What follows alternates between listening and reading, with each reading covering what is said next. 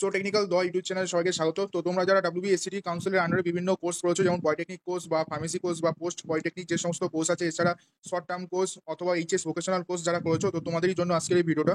তো আজকের এই ভিডিওতে আমি তোমাদের দেখাবো তোমরা যে সমস্ত কোর্স WBSCT কাউন্সিলের আন্ডারে করেছো সেই সমস্ত কোর্সের যে মার্কশিট এবং অন্যান্য যে সমস্ত সার্টিফিকেট আছে সেগুলো কিভাবে ডিজি লকারের মাধ্যমে তোমরা দেখতে পাবে এবং ডাউনলোড করতে পারবে সেটা আমি দেখাবো। তো তোমাদের জন্য আজকের এই ভিডিওটা খুবই গুরুত্বপূর্ণ হতে চলেছে। সো আমি সবাইকে বলবো ভিডিওটা অবশ্যই এন্ড অবধি দেখো।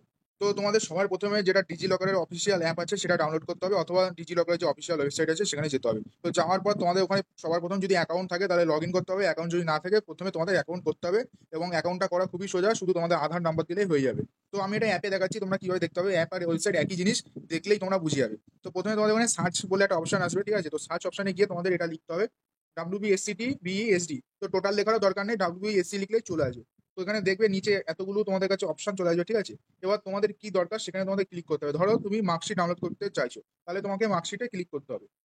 তো ক্লিক করার পর এরকম একটা ইন্টারফেস আসবে, যেখানে তোমাদের নাম অটোমেটিক চলে আসবে, এখানে ডেট অফ বার্থ অটোমেটিক চলে আসবে, ঠিক আছে? নাম তোমার আধারে যেটা আমি বললাম যা থাকবে সেটাই আসবে, ডেট অফ বার্থ আধারে যা থাকবে সেটাই আসবে। এখানে তোমরা এডিট করতে পারবে না।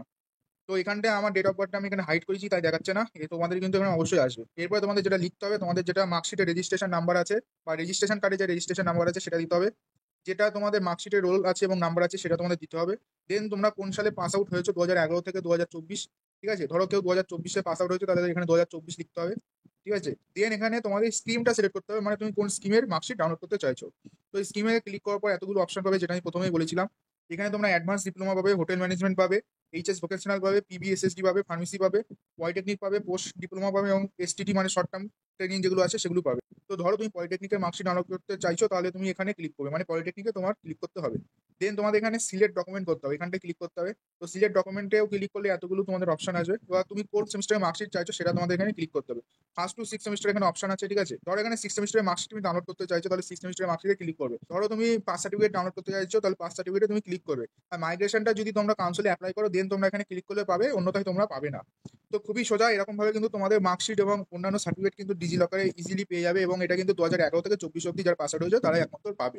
তো আজকের ভিডিওটা যদি ছিল, আশা করি তোমাদের ভিডিওটা ভালো হয়েছে। যদি ভালো লাগে অবশ্যই লাইক করবে। তোমরা যদি আমার চ্যানেল নতুন হবে এবং ফার্দার কোনো হেল্পফুল ভিডিও পেতে চাও, তো চ্যানেলটাকে অবশ্যই সাবস্ক্রাইব করবে এবং এই ভিডিওটা তোমাদের বন্ধুদের কাছে অবশ্যই শেয়ার করে দেবে। তো দেখা হচ্ছে নতুন একটা ভিডিওর সাথে, ততক্ষণ বাই বাই।